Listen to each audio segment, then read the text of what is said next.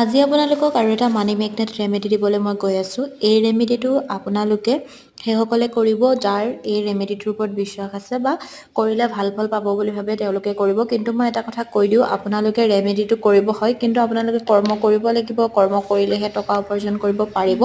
কিন্তু যিসকলে পইচা উপাৰ্জন কৰিব পৰা নাই কৰ্ম কৰিও, তেওঁলোকে এই ৰেমেডিটো কৰিব পাৰে। ৰেমেডিটো কৰিবৰ কাৰণে মই যিখিনি লিখি দিছোঁ আপোনালোকে ছেম লিখিব। লিখি উঠি তাত মই সেইখিনি ডালচেনিৰ গুড়ি দিছোঁ। আপোনালোকে ডালচেনিৰ গুড়ি দিব।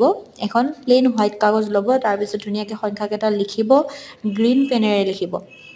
এতিয়া গ্ৰীণ পেন বুলি কওঁতে যিটো চিয়াহী হয়, চিয়াহীটো সেউজীয়া কালাৰ হ'ব লাগিব।